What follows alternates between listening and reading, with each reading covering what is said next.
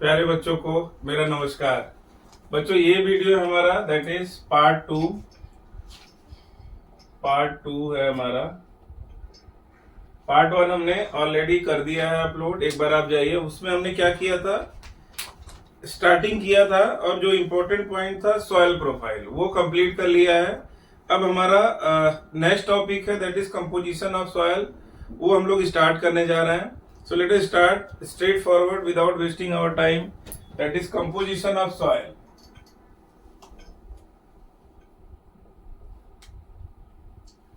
Composition of soil,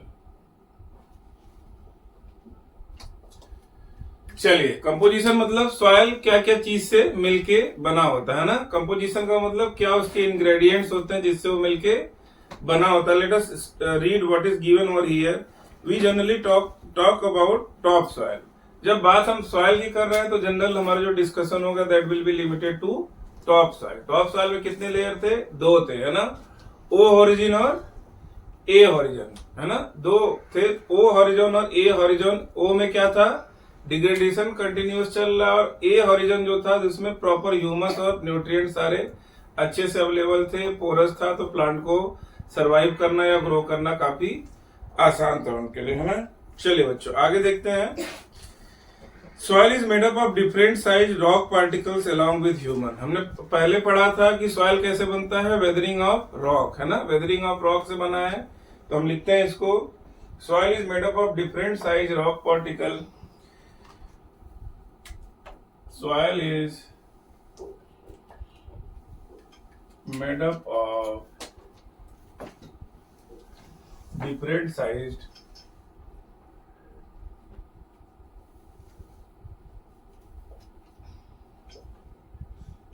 rock particle along with humus, air, water and living organism. Along with humus, water, air and living organism. I hope it is clear बच्चों, क्योंकि there is nothing technical. Soil is made up of different sized rock particles along with humus, water, air and living organism, है ना। चलिए आगे देखते हैं। These different sized particle influences the property of soil. अब देखिए जो soil है that is made up of जो छोटे छोटे डिफरेंट साइज रॉक पार्टिकल, तो जैसा साइज है उसके हिसाब से जो है सॉइल का टेक्सचर, सॉइल जो है अलग अलग कैटेगरी में हम इसको डिफाइन कर सकते हैं ना। तो depending upon different size particle we can define soil in following 4 groups. चलिए बच्चों मैं इसके नीचे करता हूं। Depending upon the size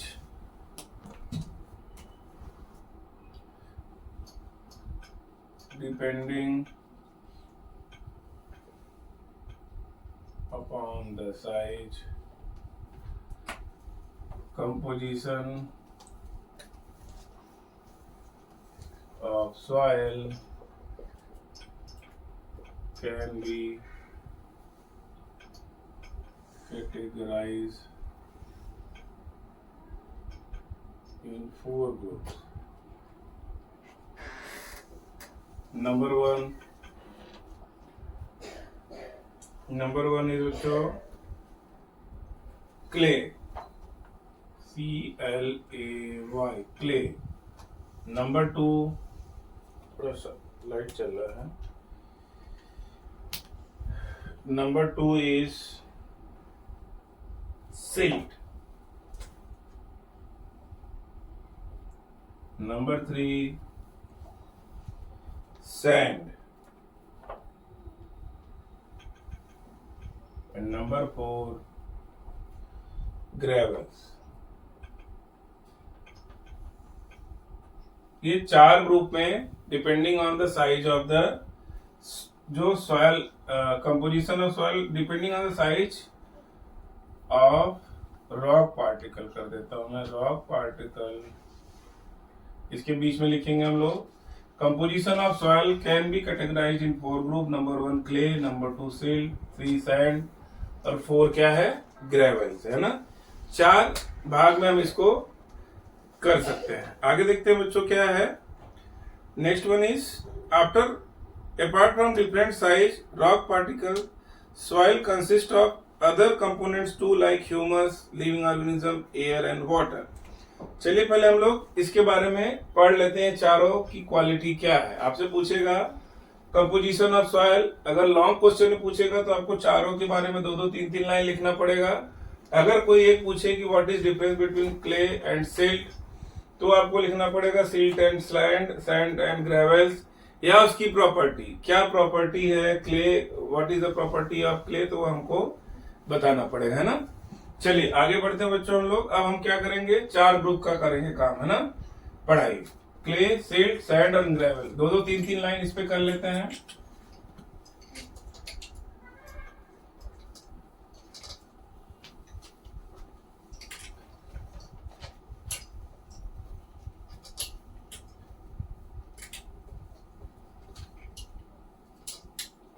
चलिए बच्चों मैं लिखता हूं इसको क्ले।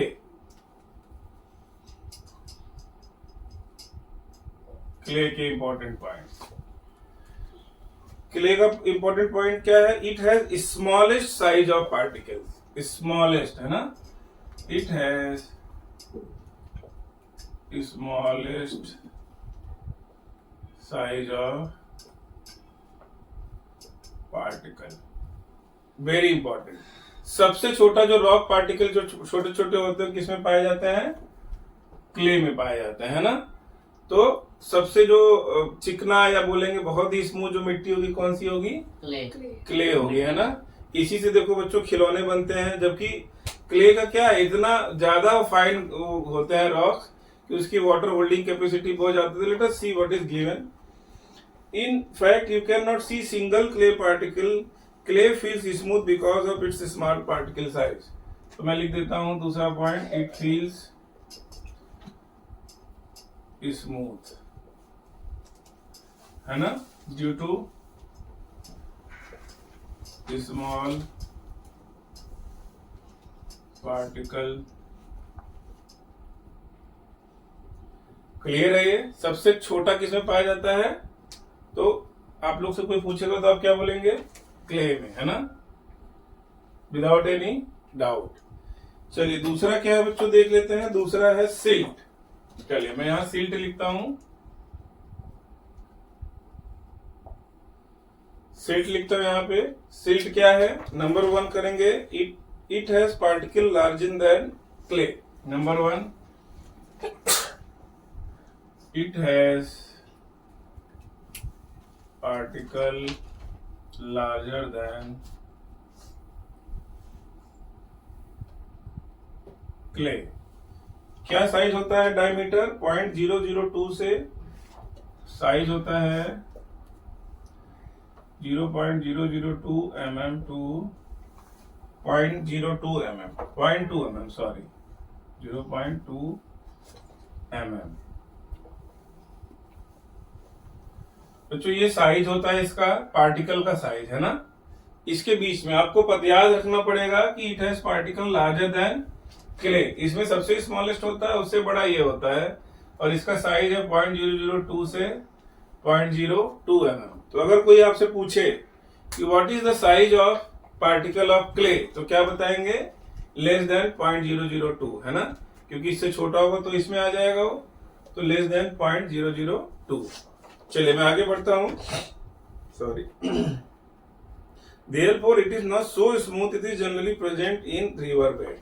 तो दूसरा पॉइंट मैं लिखता हूं, it is not so smooth and generally present in river bed. ये हमने सिल्ट के बारे में देख लिया, है ना। चलिए आगे देखते हैं बच्चों हम लोग sand. Next one is sand. अभी मैं थोड़ा कलर चेंज कर देता हूं हेडिंग का, ताकि आप लोग को दिखाई देता रहे, है ना, अलग से फोकस बना रहे। चलिए अब सैंड की भी क्वालिटी देख लेते हैं हम लोग। क्या है sand, Let me explain this sand to you. Sand, it has largest side particle तो which can be seen easily. देखो सैंड आप लोगों ने देखा है, सैंड मतलब रेत होता है ना, तो इसके पास जो पार्टिकल्स होते हैं we can see it easily, है ना। हाथ में लेके अगर ऐसे देखेंगे तो हमको क्या वो दिखाई देगा कि भाई देखो ये पार्टिकल्स हैं इसके, है ना। तो चलिए मैं लिखता हूं इसके बारे में। It has number 1, it has largest size particles, largest size particle which can be seen easily, which can be seen easily। ठीक है बच्चों, पॉइंट नंबर 1 हो गया। अब साइज बता दो इसकी, तो ग्रेटर देन 0.2 mm, है ना। इससे बड़ा होगा तभी इसमें आएगा। हमने इसका क्या लिखा था 2 mm, तो ये क्या हो जाएगा ग्रेटर देन 2 mm हो जाएगा। डन है। चलिए आगे चलें। Therefore it is not they are porous to touch। दूसरा पॉइंट है they are porous, COA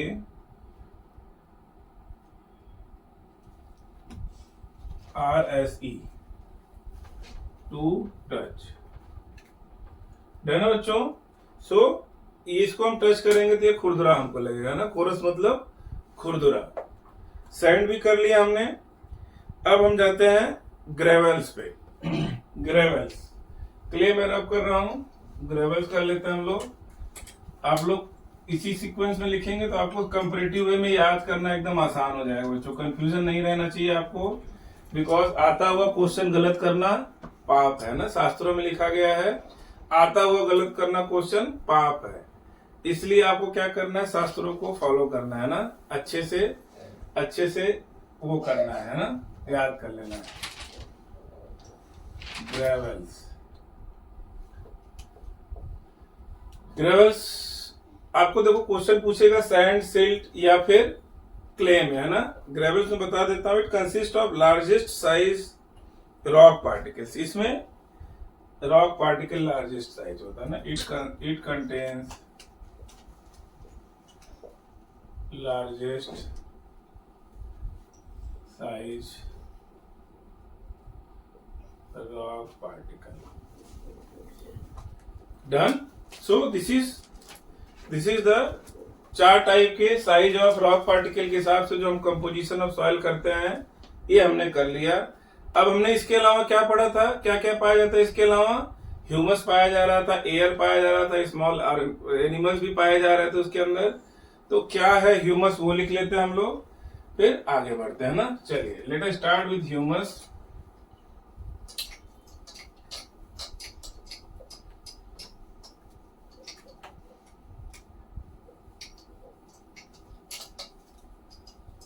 देख लेते हैं बच्चों क्या होता है ह्यूमस।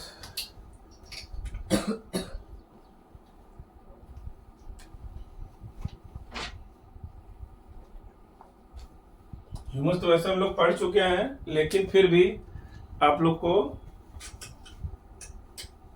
क्रम वाइज पढ़ाते जाते हैं ताकि कुछ छूटे ना लिंक आपका, है ना। चलिए देखते हैं ह्यूमस क्या है।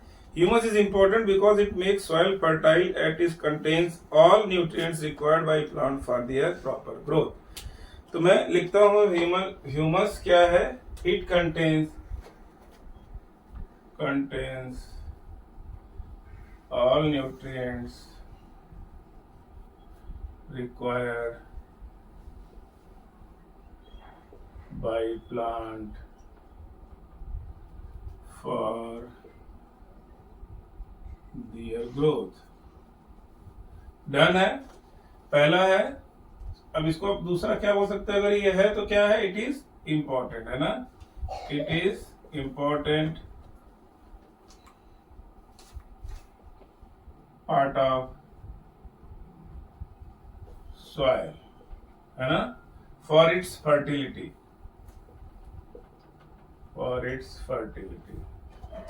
इट्स मतलब सॉइल है ना, फॉर सॉइल फर्टिलिटी। इसको हटा देता हूं, चलो, या इट्स कर लो तो भी चलेगा, फॉर इट्स फर्टिलिटी। बच्चों हमने ह्यूमस के बारे में पढ़ लिया।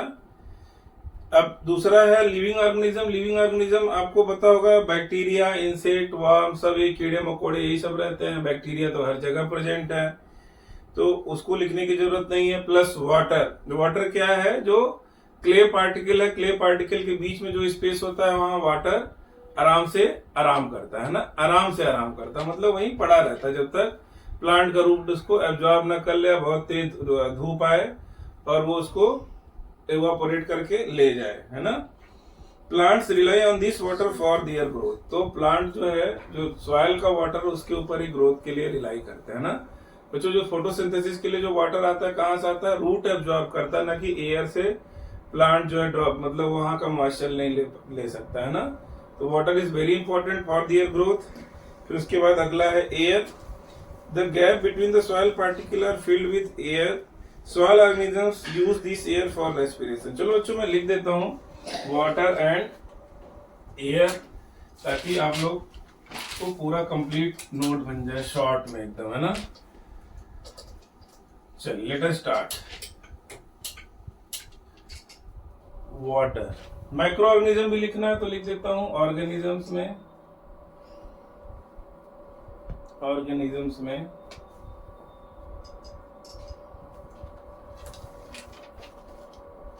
क्या लिखेंगे? बैक्टीरिया, बैक्टीरिया, फिर इंसेक्ट्स, फिर क्या लिखेंगे? Worm live in soil. Soil का मतलब टॉप सॉइल, है ना, that is known to everyone. चलिए आगे देखते हैं। वाटर। वाटर क्या है? Present in the space between the soil particle. Present in the space between soil particle। ठीक है। फिर air, and this is source, this is source of water to plants for their growth। Done है बेटा। फिर air लिख देता हूं मैं। एयर है the gaps between the soil particle are filled with air. The gaps between air particle are filled with air. Done है। आगे देख लेते हैं। Soil organisms use this air for their respiration, है ना। तो soil organism use this for their respiration. Done है बच्चों। सो हमने ये भी कर लिया अच्छे से। अब हमारा कंपोनेंट ऑफ सॉइल जो है वो खत्म हो गया, है ना। कंपोनेंट ऑफ सॉइल हमने खत्म कर लिया successfully. Now we will start type of soil. Type of soil is very important. Type of soil, मैं पहली लाइन ही खाली मिटा रहा हूं just to start the heading.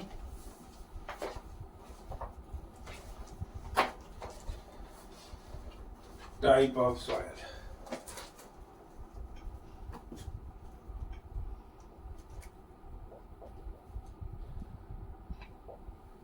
चलिए बच्चों देख लेते हैं क्या है टाइप ऑफ सॉइल में।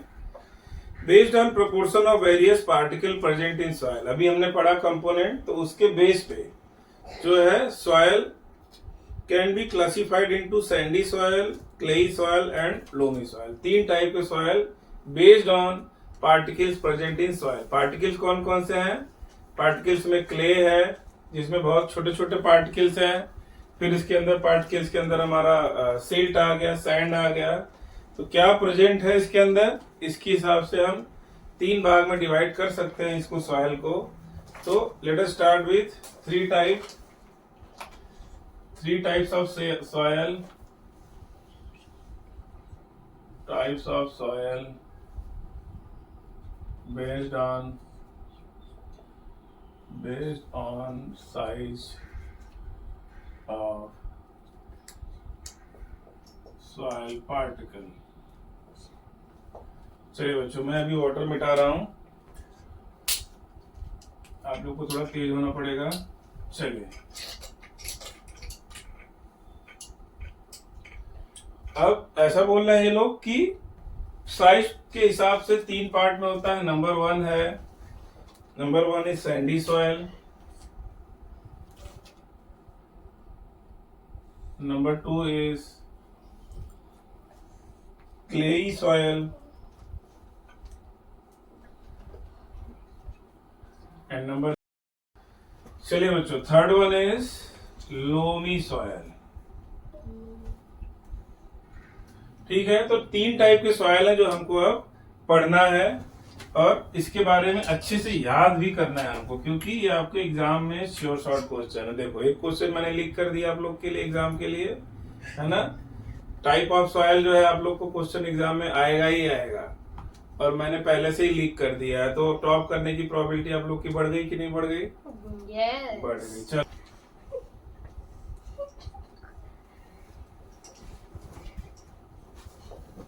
सैंडी है ना, बहुत सारे लोगों का नाम रहता है Sandy.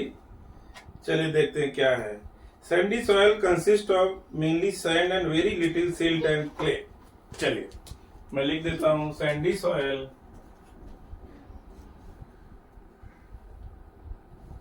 contain mainly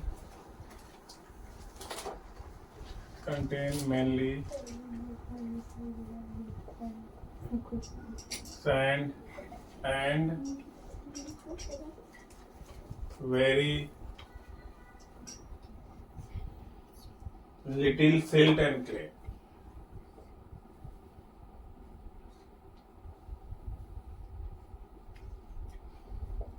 silt and clay.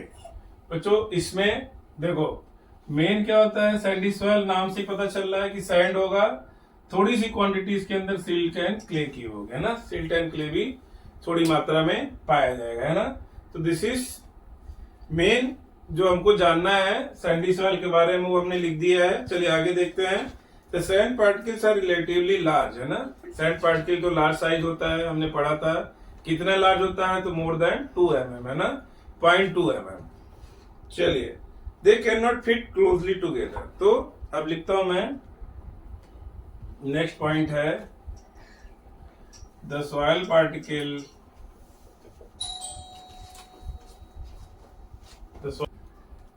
Particle are relatively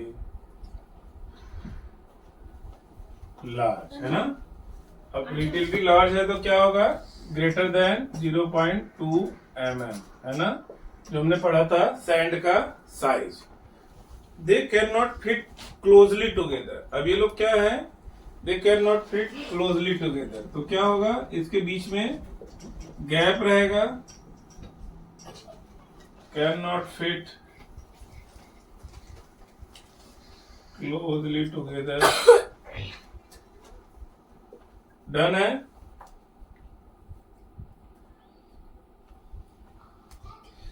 Therefore, in this type of soil, water drainage is very high as water passes through quickly through the space. होता क्या बच्चों, साइज बड़ा बड़ा पार्टिकल्स है तो जो पानी होता है वो इसके अंदर रुकता नहीं है, जल्दी से पास हो जाता है। जैसे हमने देखा हुआ है सैंड, हमने देखा है एक गिलास पानी डालो इधर उधर जाएगा नहीं, सीधा नीचे चला जाता है। क्यों? क्योंकि उनके जो बीच का जो स्पेस होता है बहुत ज्यादा होता है, तो पानी बड़ी आसानी से नीचे चला जाता है ना सैंड में। तो एक और पॉइंट खाली मैं लिख देता हूं, the water passes through it very fast, है ना। तो वाटर होल्डिंग कैपेसिटी क्या हो जाएगी, एकदम रिड्यूस हो जाएगी। So water holding capacity is very poor. Done बच्चों, चलिए आगे बढ़ते हैं। These soils are light, well aerated and dry. Sandy soil contains very less humus and is therefore less fertile, है ना। Contains very less humus,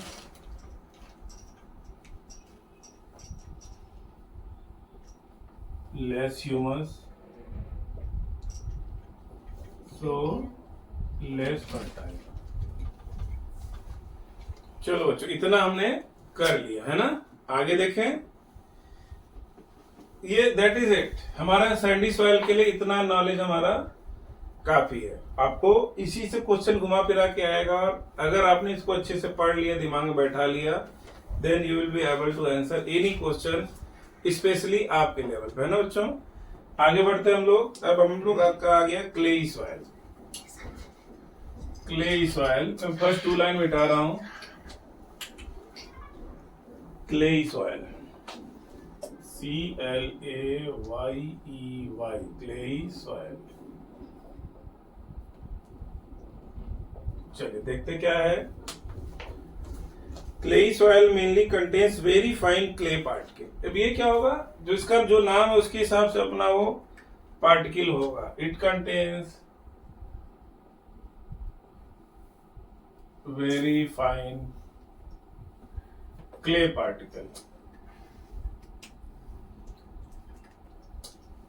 very fine clay particle, है ना। चलिए आगे देखें। Sand and silt are present in traces. Sand and silt इसमें भी present होगा, तो लिख देता हूं sand and silt present in traces. Traces मतलब थोड़ी मात्रा में, है ना। तो सैंड एंड सिल्ट भी इसमें पाया जाता है थोड़ा सा, और मेन जो होता है वो फाइन क्ले पार्टिकल होता है बच्चों। ये हमको याद रखना है, आपसे क्वेश्चन पूछा जाएगा, है ना। श्योर शॉर्ट क्वेश्चन है। चलिए इसका सेकंड पॉइंट भी मैं डिलीट करता हूं। डिलीट बटन दबा दिया मैंने। 4th पॉइंट भी डिलीट बटन दबा दिया। Sir last point. चलो आगे बढ़ते हैं। Sand and silt are present in traces. The characteristics of clayey soil are. अब इसका कैरेक्टरिस्टिक्स क्या होगा, मैं लिख देता हूं। इसके अलावा पॉइंट नंबर 1, है ना, क्या है। Since particle size is quite small, the particles are compactly arranged. लिखेंगे particles are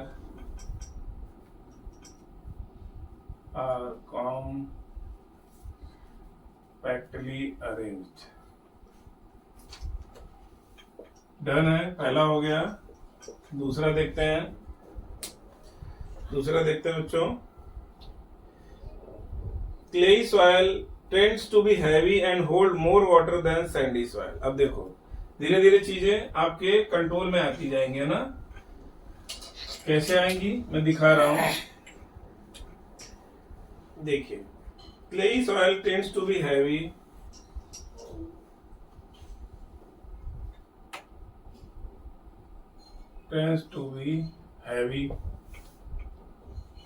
अब हैवी का मतलब ये नहीं है कि हम इसको आयरन से, हैवी लोहे से कंपेयर करने जाएंगे ना।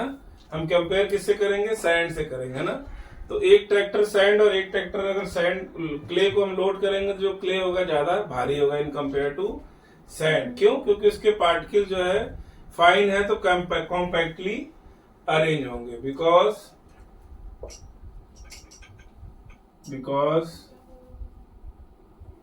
टेंड्स टू बी हैवी, इसको बेटा, and holds more water than sandy soil.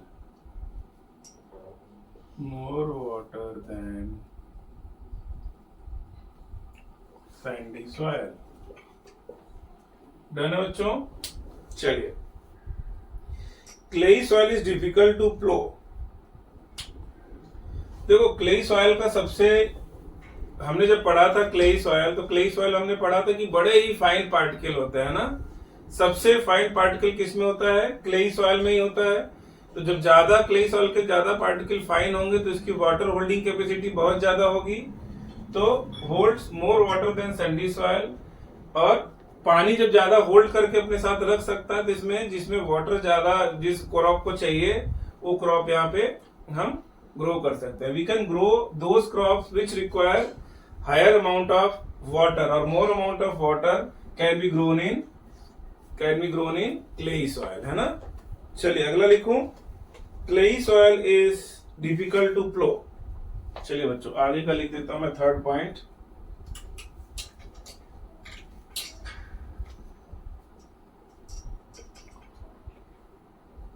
Clay soil is difficult to plough. चलिए चौथा करते हैं बच्चों। Let us start fourth one. Clay soil is rich in mineral and nutrients. तो ये भी लिख देते हैं हम लोग, it is rich in mineral and nutrients. It is rich in mineral and nutrients. चलिए आगे देखते हैं। Clayey soil contain very little humus but more fertile than sandy soil. Humus इसमें कम होता है लेकिन सैंडी सॉइल से ज्यादा फर्टाइल होता है ना। Fifth point and last, it contains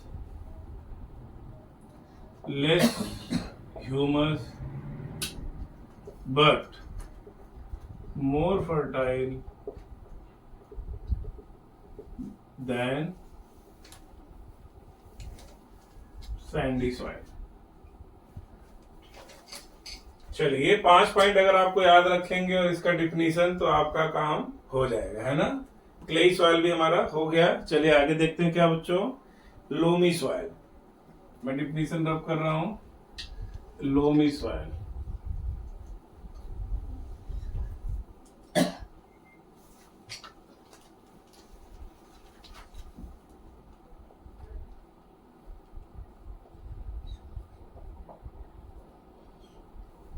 loamy soil क्या है? Let us C.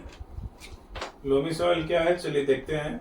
Loamy soil is perfect mixture of sand, soil and silt. देखिए जबरदस्त डिफिनीशन निकल के आया है। It is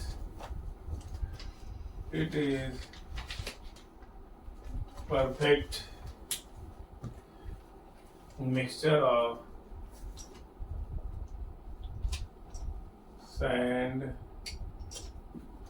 soil and silt. बच्चों पहले हमने क्लेई में देखा था पार्टिकल्स क्या थे, बहुत ही फाइन थे, है ना।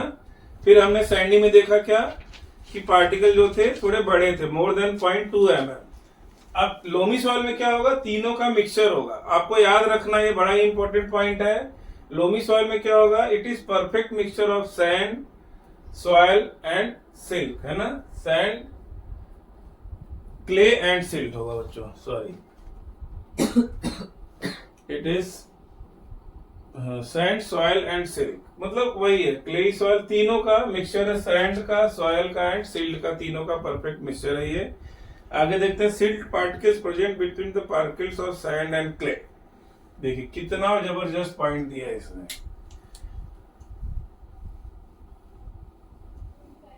The silt particles are present. Silt particles are present between the particles of sand and clay. Between the particle of sand and clay। तो एकदम परफेक्ट बैलेंस हो जाता है बच्चों ये लोमी सॉइल, है ना, फॉर एनी क्रॉप। जैसे सैंड में क्या था कि ज्यादातर क्रॉप्स जो ज्यादा जिसको बहुत कम पानी चाहिए वही उग सकता है, और बड़े प्लांट तो नहीं उग सकते, उसके लिए उसको रूट को बहुत नीचे डीप डालना पड़ेगा। जो क्लेई सॉइल था उसके अंदर वाटर होल्डिंग इतनी ज्यादा होती है, उसके अंदर ऐसे ही क्रॉप उगाए जा सकते हैं जिसमें ज्यादा पानी की जरूरत है, जैसे पैडी क्रॉप्स है ना। और loamy soil is fit for everything, क्योंकि तीनों का परफेक्ट मिक्सचर होता है। सैंड सिल्ट पार्टिकल जो है वो सैंड और क्ले के बीच में प्रेजेंट रहता है। इट इज बैलेंस्ड है ना, बैलेंस्ड सॉइल है। आगे बढ़ता हूं मैं। It also contains humus and is therefore considered the best for growth of plant. लिखता हूं बच्चों मैं आगे, चलिए लिखता हूं मैं। It contains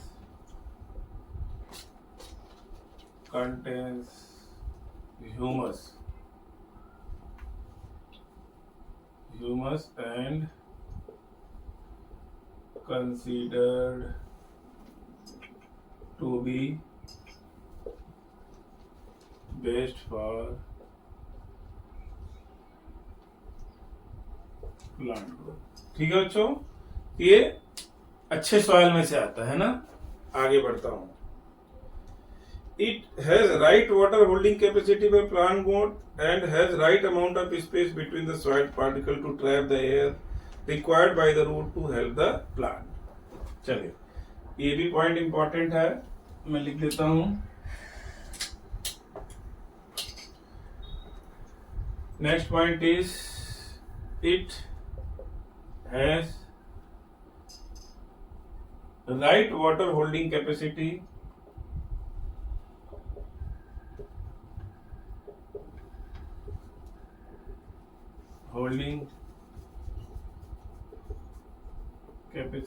and right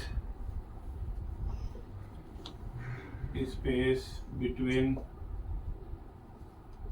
the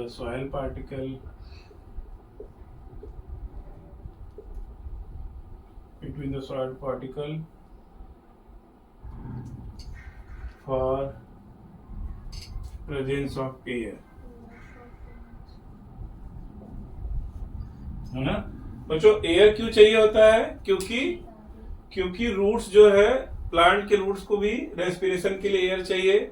जो माइक्रो ऑर्गेनिज्म या इंसेक्ट्स या ये सब जो रहते हैं, वर्म्स रहते हैं जमीन के अंदर, उनको भी एयर चाहिए।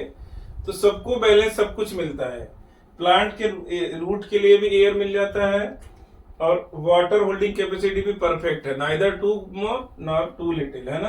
तो ज्यादा पानी भी नहीं है ताकि प्लांट सड़ जाए, या कम भी नहीं कि उसको पानी की जरूरत पड़े, प्यास लगे और पानी ना मिले, है ना। तो दोनों एकदम बैलेंस होता है इसलिए, और ह्यूमस भी प्रेजेंट होता है।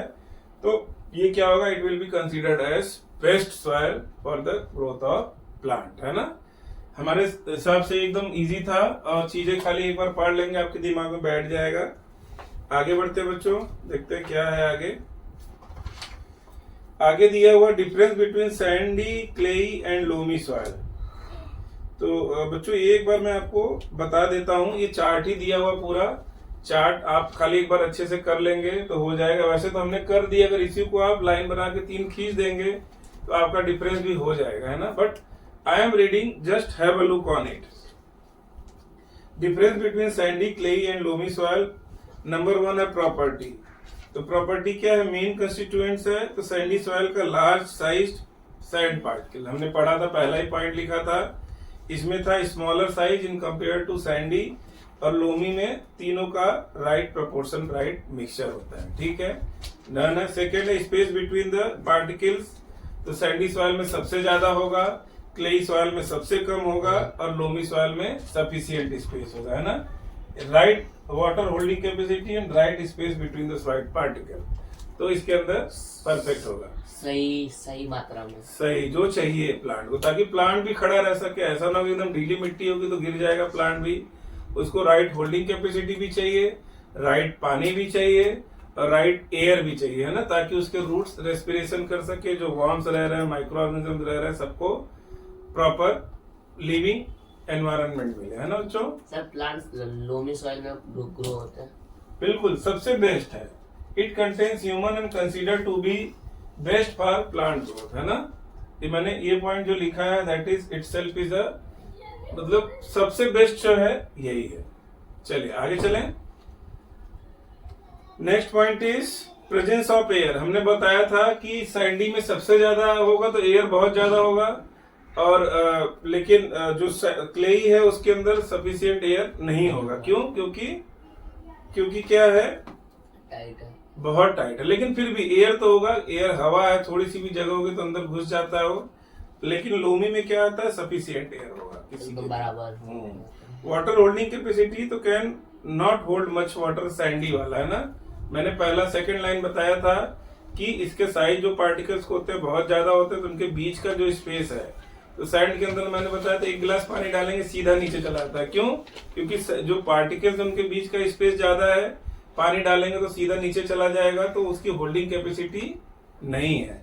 अब एग्जाम्पल में अगर घर पे अगल बगल कहीं सैंड पड़ा, उसमें 2 बाल्टी पानी डाल दोगे तब भी गायब हो जाएगा। क्यों? नीचे चला जाता, वो होल्ड नहीं कर पाता। तो जो प्लांट बेचारा ऊपर लगा हुआ है, पानी तो डाला लेकिन पानी नीचे चला गया तो उसके काम का नहीं है ना। हमारे पास कुआं तो है लेकिन रस्सी छोटी है उसकी, है ना।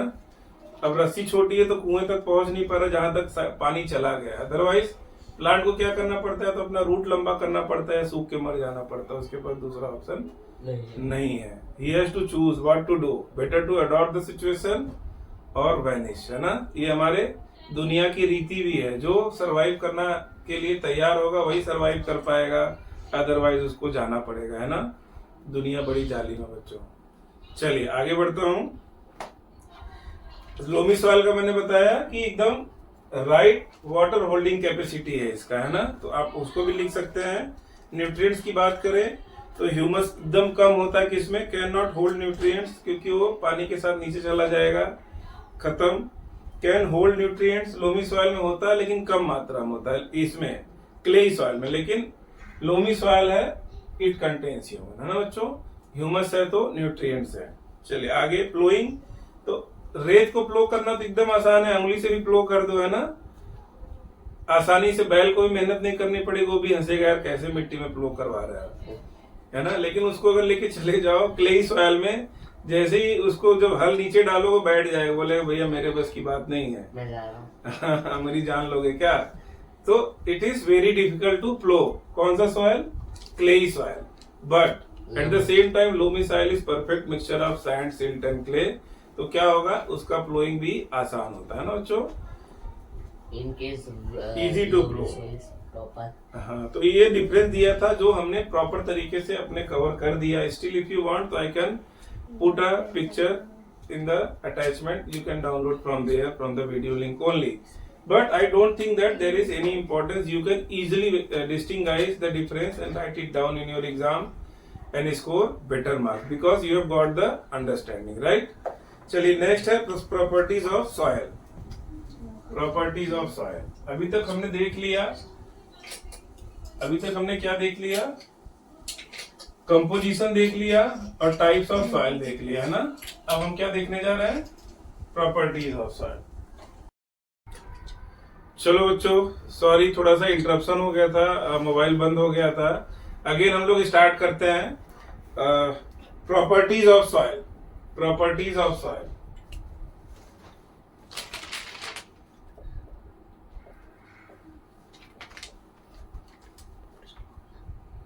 देखते हैं क्या है properties of soil. That is page number 126, properties of soil. Percolation rate of water, पहला हेडिंग है percolation rate of water. Percolation rate of water.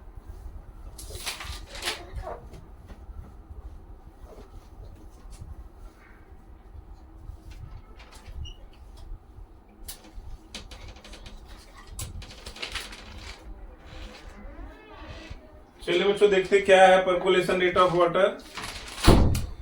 Percolation is the property of soil which allows water to pass through it. Percolation का मतलब क्या होता है बच्चों? जैसे मान लो ये मिट्टी है, सॉइल है, ठीक है, ये सॉइल का मोटा सा लेयर है। अगर हम इसके ऊपर पानी डालेंगे तो कितना इनके सॉइल पार्टिकल से बीच से होकर कितना पानी नीचे जाएगा, है ना। That is called percolation. Percolation का मतलब क्या है? Property of soil which allows water to pass through it. यानी पानी जो है, अगर ये मिट्टी का लेयर है, इसके ऊपर हम पानी डालें तो कितना पानी इस पार निकल जाएगा, है ना। तो प्रॉपर्टी क्या है? सॉइल जो है कितने पानी को अलाउ करेगा नीचे जाने के लिए, कितना फास्ट, दैट इज परकोलेशन। अब परकोलेशन अलग अलग टाइप के सॉइल में अलग अलग स्पीड में हो सकता है। जैसे अगर मैं बोलूं कि सैंडी सॉइल है ना, सैंड जिसमें ज्यादा हो, तो क्या होगा, अगर उसमें पानी डालेंगे उसका परकुलेशन रेट सबसे ज्यादा होगा, है ना बच्चों।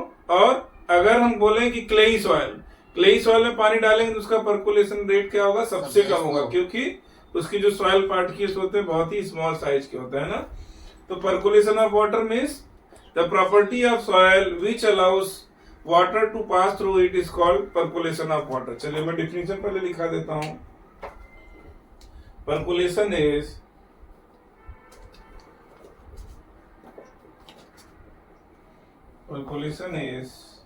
the property of soil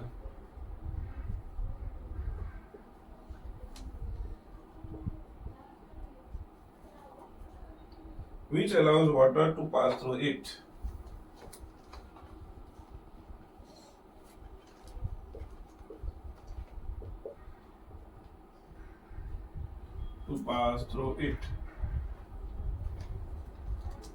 मतलब सॉइल से पानी का पास होना, है ना बच्चों। Sandy soil has very high percolation rate, देखो मैंने बोला था वही आ गया, Sandy soil has very high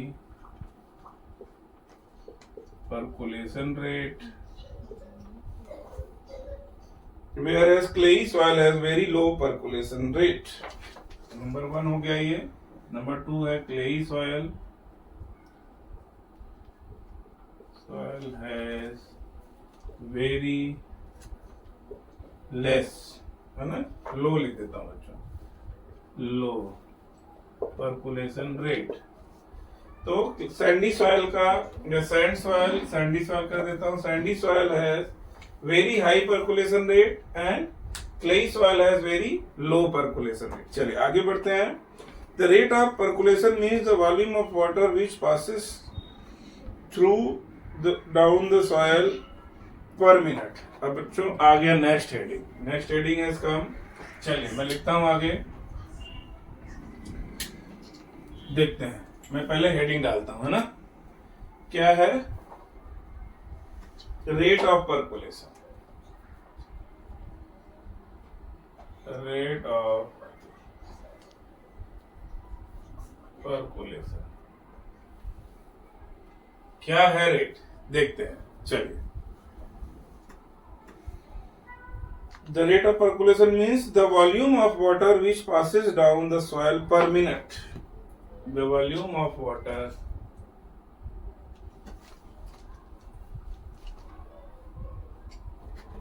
which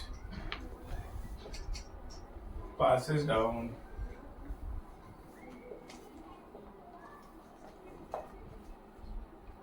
the soil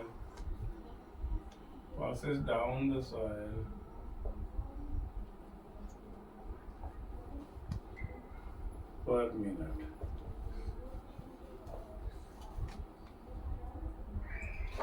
done बच्चों। तो दो चीजें हमने सीखी। नंबर 1 क्या सीखा, परकुलेशन में सॉइल की प्रॉपर्टी होती कि पानी उसके थ्रू होके पास हो जाता है। अब रेट ऑफ परकुलेशन क्या होगा कि 1 मिनट में कितना पानी पास हो रहा है, that is called rate of percolation, है ना। दो चीजें हैं, परकुलेशन पानी पास हो रहा है, लेकिन 1 मिनट में कितना हो रहा है उसको हम क्या बोलेंगे, रेट ऑफ परकुलेशन, है ना। आपको ध्यान रखना है, दोनों में बहुत ज्यादा अंतर नहीं है, लेकिन टेक्निकल पॉइंट का अंतर है। परकुलेशन मीन्स पानी पास हो गया, rate of percolation means 1 minute में कितना, है ना। इसका फॉर्मूला दिया हुआ है, अब मैं रब करके लिख देता हूं।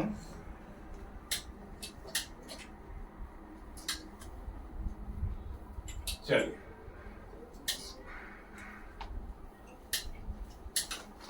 रेट ऑफ परकुलेशन का फॉर्मूला है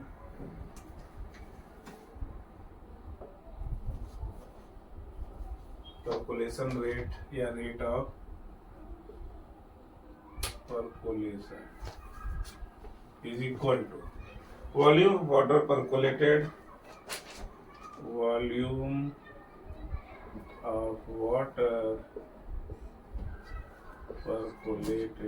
अपॉन, इसको ml में होना चाहिए, है ना, ml में, अपॉन ml मतलब millilitre, time taken for percolation, time taken for percolation. चलिए इसको मैं ब्रैकेट में डाल देता हूँ. It is very important. इसी फॉर्मूले से ही आप डिफिनीशन भी लिख सकते हो. आपसे पूछेगा व्हाट इज परकुलेशन, तो वो भी लिख सकते हो. What is rate of percolation, तो भी, है ना. चलिए आगे बढ़ते बच्चों. Rain water that percolates through the soil collects over the bed rock and form water table. बच्चों वाटर टेबल क्या है कि जब हम क्या करते हैं, जो बारिश होता है तो बारिश का पानी क्या करता है, परकुलेट होके नीचे चला जाता है. सॉइल के नीचे नीचे जाते जाते जाते बेड रॉक आ जाएगा. बेड रॉक क्या है, उसके नीचे नहीं जा पाएगा, तो बेड रॉक के पास जाके ये इकट्ठा होने लगता है ना. तो उसको क्या बोलते हैं हम, वाटर टेबल, है ना. उसको हम क्या बोलते हैं, वाटर टेबल. तो collection of water at water table through percolation, है ना, it is called water table. Collection of water through percolation is called water table. चलिए बच्चों आगे देख लेते हैं. आगे देखते हैं हम लोग. हमको थोड़ा सा फास्ट चलना पड़ेगा क्योंकि वीडियो बहुत बड़ा हो जाता है. बट प्रॉब्लम क्या है, चीजों को जो इम्पोर्टेंट हम छोड़ नहीं सकते, है ना. फिर बाद में वो कमी जो एक बार रह जाएगा और रह जाएगा, तो इसलिए हमको चीजों को पूरा कलेक्ट करते हुए चलना है. नेक्स्ट है absorption of water by the soil. Absorption of water bye soil देख लेते हैं क्या है. एब्जॉर्प्शन ऑफ वाटर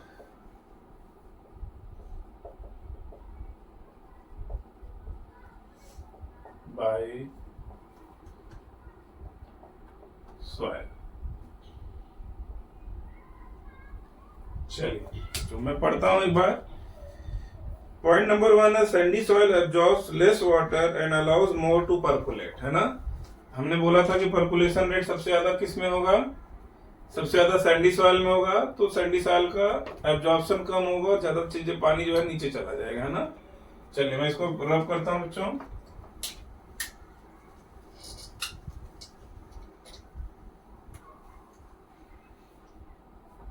चलिए sandy soil absorbs less water and allows more water to percolate.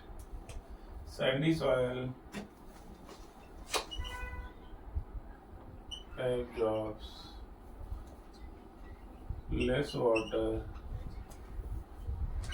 and allows more to percolate.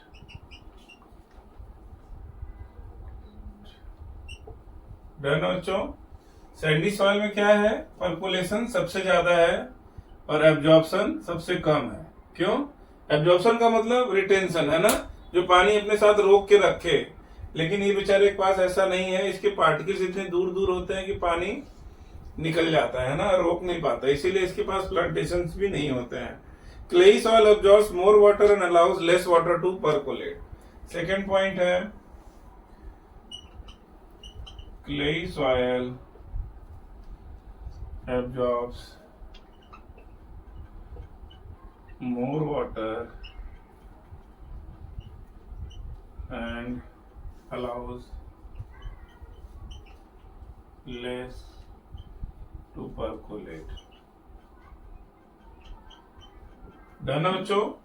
तो ये दोनों आपको पूछेगा कौन से सॉइल में ज्यादा एब्जॉर्प्शन है, कौन से सॉइल में कम एब्जॉर्प्शन है, और कौन से सॉइल में ज्यादा परकुलेशन है और कौन से सॉइल में कम परकुलेशन है. ठीक है, एकदम क्लियर है मेरे हिसाब से. चलिए अगला है सॉइल कंटेन्स एयर, है ना. देख लेते हैं क्या है. Air is present in space between the soil particles. Since sandy soil contains relatively large particles, it has large open space and provide much more air to plants root. Clayey soil provides less air to plant roots which grow in it. तो बच्चों अब present in air की बात करें तो क्या है, air किसमें सबसे ज्यादा होगा, सैंडी सॉइल में, है ना.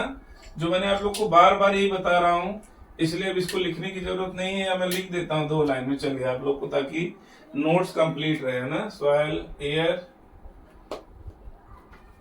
प्रेजेंट इन सॉइल सबसे ज्यादा किसमें होगा, सैंडी सॉइल. इसके पार्टिकल्स बड़े बड़े होते हैं तो क्या होगा, पार्टिकल बड़े बड़े हैं तो एयर जो है इसमें सबसे ज्यादा होगा ना, मोर एयर है ना। और क्लेई सॉइल,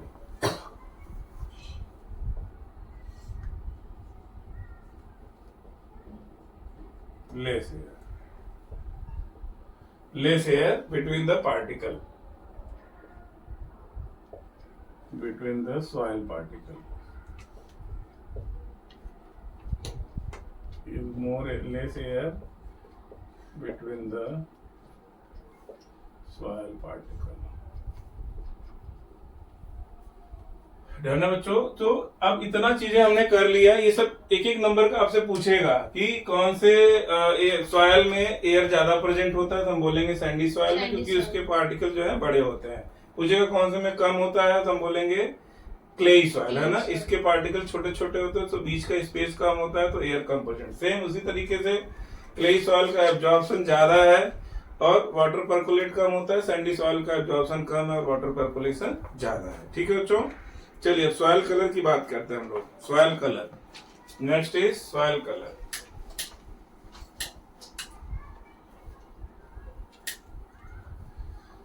ये सब बच्चों छोटा छोटा है, लेकिन क्या है इसमें आप लोग को सीख लेना है और एक एक पॉइंट एक एक नंबर इंपॉर्टेंट है ना।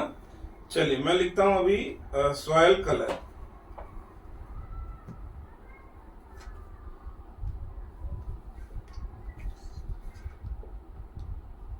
सॉइल कलर लिख देता हूं मैं। The darker colour often indicates an increased amount of humus, है ना बच्चों। जितना डार्क होगा, मैंने पढ़ाया था ह्यूमस जो मिट्टी के बारे में, जो सॉइल के बारे में बताया था आपको। सेकेंड लेयर जो हमारा ए हॉरिजॉन है उसमें ह्यूमस ज्यादा होता है, इसलिए उसका कलर डार्क होता है ना, और इसकी वजह से इसमें न्यूट्रिएंट्स बहुत ज्यादा होते हैं। तो मैं लिख देता हूं soil colour, the dark color soil indicates presence of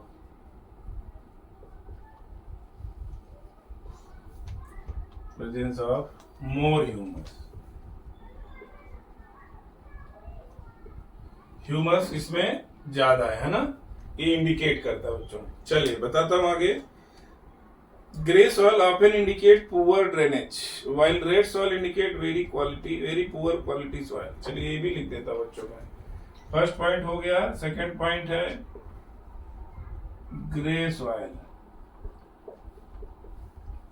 आपको कोई भी पॉइंट छोड़ना नहीं बच्चों, we are studying for becoming top in our class, है ना, तो कुछ पॉइंट छोड़ेंगे नहीं, थोड़ा मेहनत ज्यादा होगा बट नो प्रॉब्लम। ये इंडिकेट क्या करता है, पुअर ड्रेनेज,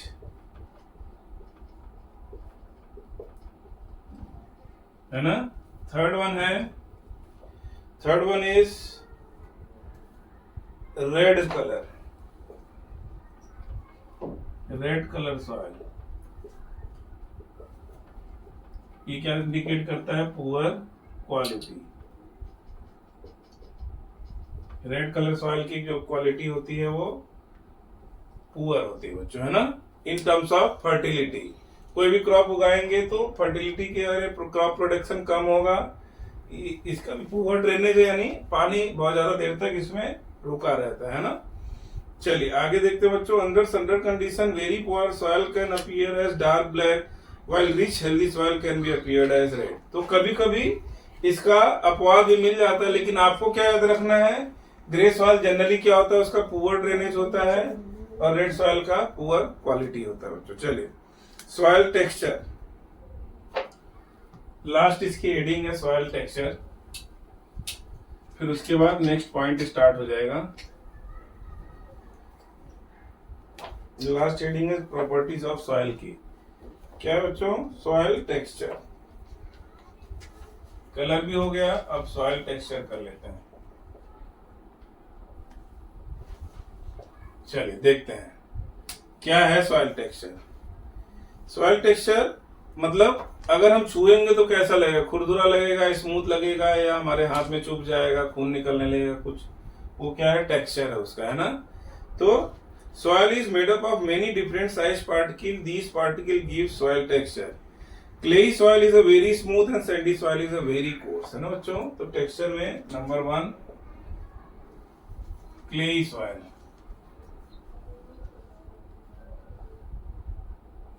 ये क्या होगा, वेरी स्मूथ, और दूसरा है सैंडी सॉइल, वेरी कोर्स। ठीक है बच्चों, बहुत ही ज्यादा खुरदुरा, COARSE, very course. So this is about texture of soil. बच्चों सॉइल के बारे में बहुत सारा कुछ हमने पढ़ लिया। अब हमारा टर्म्स आ गया है क्या करने का, अगला पढ़ने का, सॉइल इरोजन, है ना। तो सॉइल की जो क्वालिटी थी हमने पूरी कंप्लीट कर ली है। अब नेक्स्ट हेडिंग हमारा आ जाता है सॉइल इरोजन। सॉइल इरोजन के बाद इफेक्ट ऑफ सॉइल इरोजन आएगा, फिर उसके बाद आ जाएगा सॉइल पोल्यूशन, फिर उसके बाद आएगा कॉज ऑफ सॉइल पोल्यूशन, फिर प्रिवेंशन ऑफ सॉइल पोल्यूशन, फिर हमारा चैप्टर का द एंड हो जाएगा, है ना। तो चलिए हम लोग यहाँ चालू करते हैं। आप लेट अस स्टार्ट।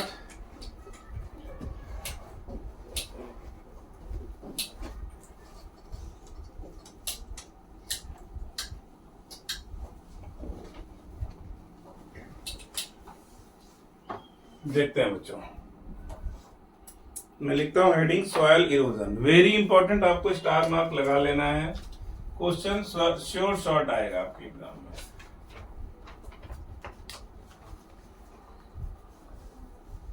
चलिए मैं स्टार बना दे रहा हूं।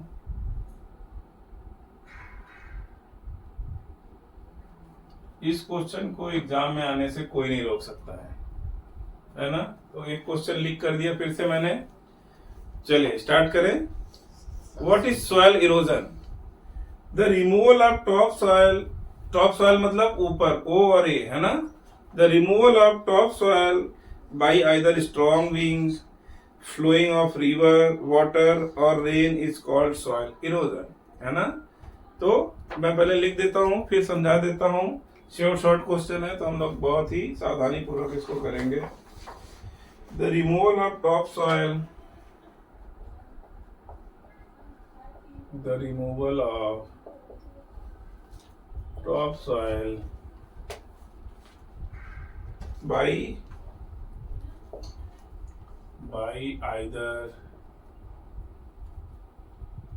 strong winds,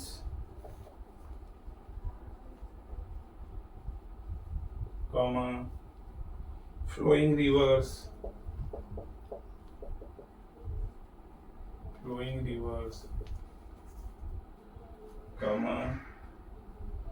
flowing river water, बच्चों ऐसे flowing river water,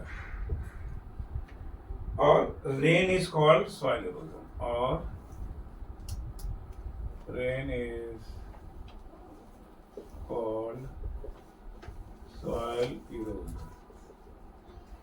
समझ लीजिए पहले आप लोग एक बार। चलिए मैं समझाता हूं। Give your full concentration over here. The removal of top soil मतलब जो ऊपर की लेयर है जिसमें ओ हॉरिजन और ए हॉरिजन दो आएगा, वो उसको हटा दे क्योंकि सारा न्यूट्रिएंट उसके अंदर ही है, उसी के अंदर डिजनरेशन भी चल रहा है, उसी के अंदर ह्यूमस भी बन रहा है और उसी से न्यूट्रिएंट्स लेके प्लांट बड़े होते हैं। उस लेयर को हटा दे, टॉप लेयर को बाई किसके द्वारा हटाएंगे?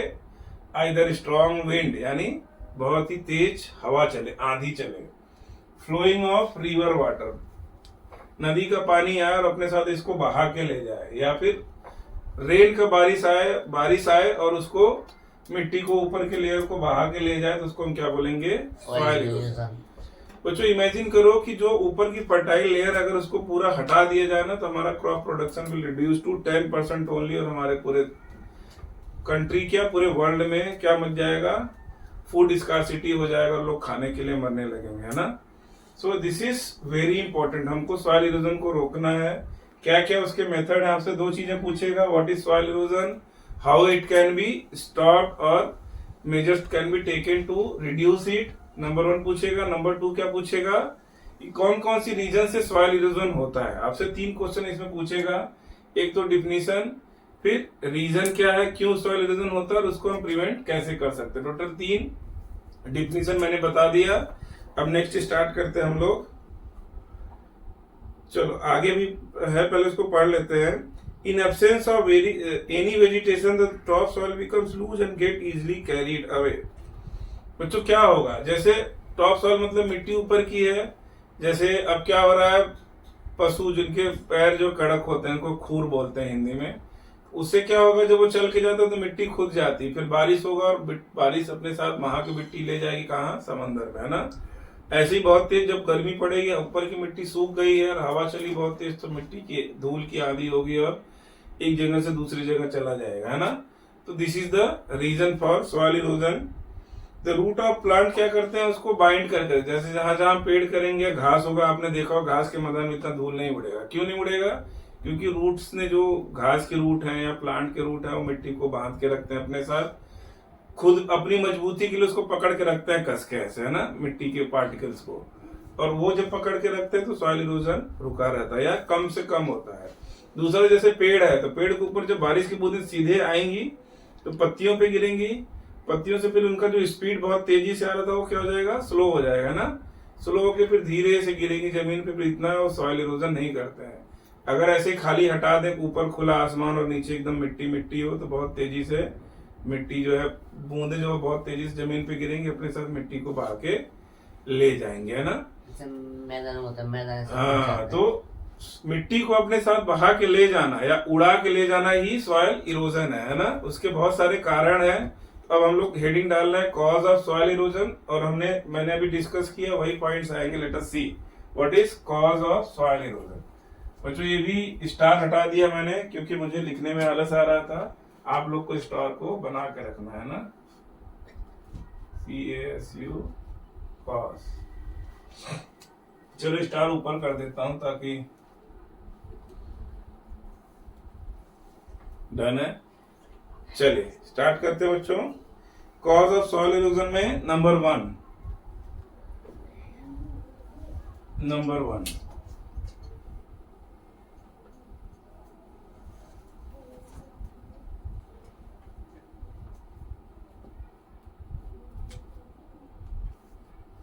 वन है डिफॉरेस्टेशन। डिफॉरेस्टेशन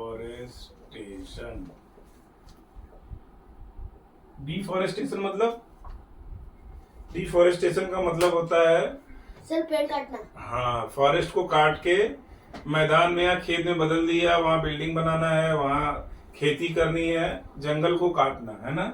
फॉरेस्ट मतलब जंगल, डिफॉरेस्टेशन मतलब जंगल को गायब कर देना, है ना, अपने निजी स्वार्थ के लिए, है ना। सबसे स्वार्थी जानवर कौन सा है, इंसान, है ना। इंसान इज सबसे स्वार्थी जानवर अपने लिए। एक तो उसके पास दिमाग दे दिया भगवान ने, सबसे डेंजरस बन गया हो। फिर वो क्या किया, दिमाग लगा उसने JCB बना लिया, बढ़िया खोदने काटने के लिए मशीन आरी वाला लेकर तुरंत पेड़ बेचारा 50 साल लगा उसको बड़े होने में, 2 मिनट में काट के जमीन पे गिरा दिया ना। फिर हाँ, तो ये क्या है, डिफॉरेस्टेशन है, जंगल को काट देना। चलिए मैं लिख देता हूँ। Excessive cutting down of trees and plants make soil loose and vulnerable to action of natural agent like wind and water, है ना। मैंने बताया था जंगल निकल जाएगा तो क्या होगा, हवा और पानी उसको, मिट्टी को बहा के ले जा सकती है ना। लिख देता हूं मैं, excessive cutting down of trees and plants, excessive cutting down of trees and plants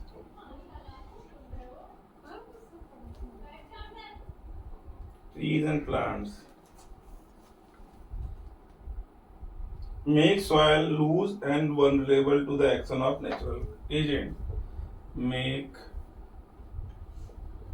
soil loose and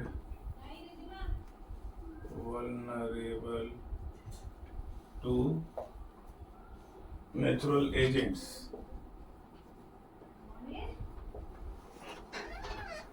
Natural agents like wind and water.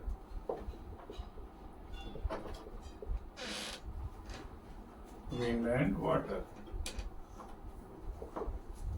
Done बच्चों। चलिए अगला, पहला तो हमने देख लिया डिफॉरेस्टेशन, दूसरा क्या है, second one is strong, second one is strong winds.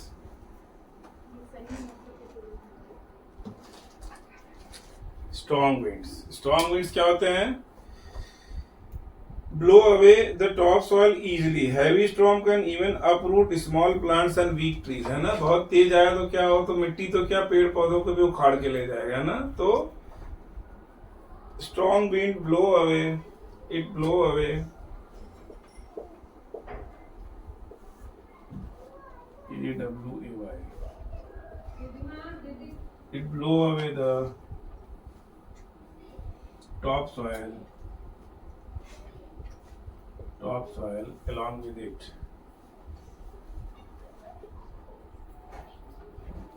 and causes soil erosion.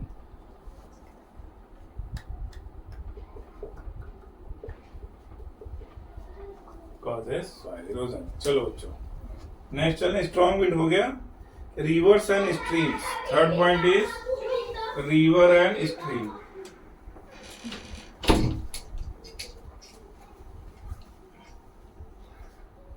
Third point is river and stream.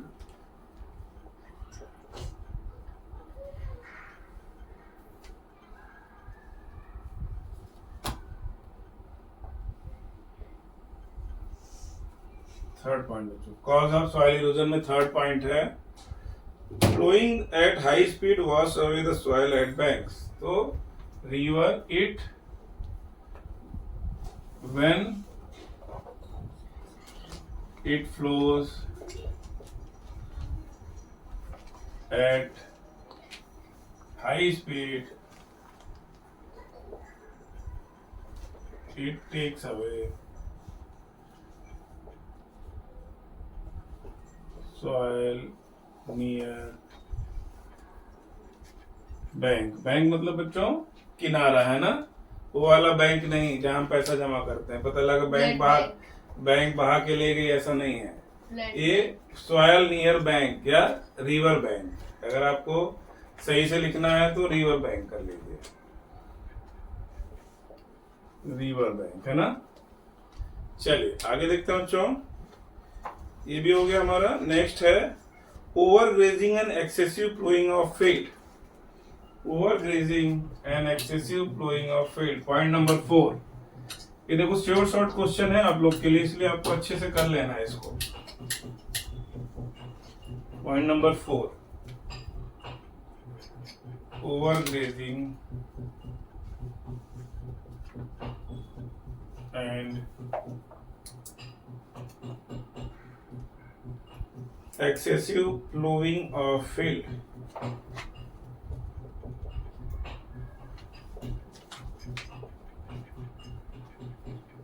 Flowing of field.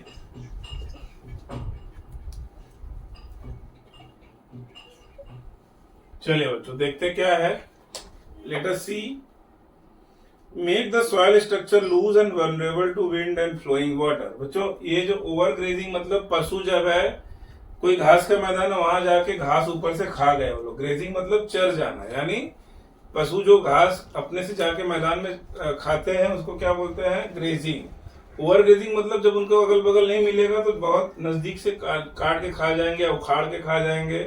And excessive flowing, अगर खेत की ज्यादा से ज्यादा जुताई हो और जो ऊपर का लेयर है वो एकदम लूज हो जाता है, फिर वाटर आएगा या फिर हवा आएगी और उसको उड़ा के या बहा के ले जाएगी, है ना। तो मैं लिख देता हूं, it make the soil loose, it make the soil loose and vulnerable to wind and flowing water, and vulnerable to wind and flowing water.